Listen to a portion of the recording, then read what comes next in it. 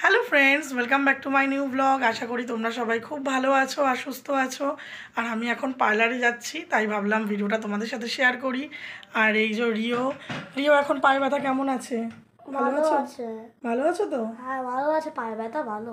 আচ্ছা, দুষ্টামি করতে নি? হ্যাঁ, রাস্তায় তুমি দৌড়াদৌড়ি করবে না তো? না, দৌড়াদৌড়ি করবো না। আচ্ছা, রিওকে আমি বাড়িতে রেখে তারপরে পার্লারে যাব। তো চলো, তোমরা দেখতে থাকো, আশা করি তোমাদের ভালো লাগবে। চলো।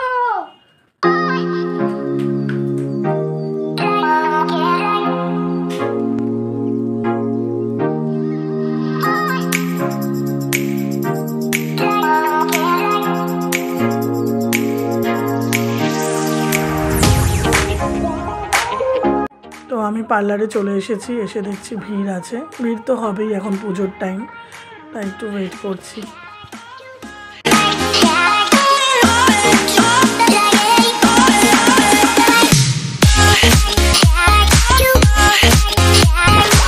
এবার ইচ্ছে করেই চুলে আর কোনো ট্রিটমেন্ট করাইনি, নর্মাল জাস্ট কাটিংই করিয়েছি।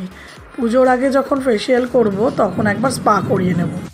তোমাদের তো বললাম আজকে এক জায়গায় ইনভিটেশন আছে, তাই জন্য ডিট্যান করে ক্লিনজিং করলাম। এর আগেও আমি অন্য একটা পার্লার থেকে রাগার ডিট্যান করেছিলাম, জানি না ওটা রাগা ছিল না কি ছিল। পরের দিন থেকেই আমার মুখে যা পিম্পল হয়ে গেছিলো, কিন্তু এই পার্লারে এই নিয়ে 3 বার রাগা করলাম, বিশ্বাস করো একটা কিচ্ছু হয়নি, মুখে র্যাশ পর্যন্ত বেরোয়নি। তারপর বর নিতে চলে এলো, ও অফিস থেকে বেরিয়েছিল। আমি বললাম তাহলে ওয়েট করছি, এদিকে এসো একসাথেই যাব। সেই 2টোর সময় পার্লারে গেছি আর এখন এসছি, প্রায় 8টা বেজে গেছে। এত ভিড় পার্লারে। আর একে দেখো, মুখটা এরম করে আছিস কেন? কি হয়েছে?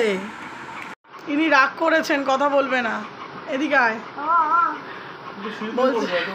বলছে তোমার দেরি হলো কেন? কি করব, পার্লারে এত ভিড়, দেরি তো হবেই বলো। আমি ছিলাম না আর মাকে প্রচণ্ড জ্বালিয়েছে। আচ্ছা, ও তো বড় হয়ে গেছে, এখনও কি এরকমই জ্বালাবে বলো? কোথাও গেলে খালি কাঁদবে করবে।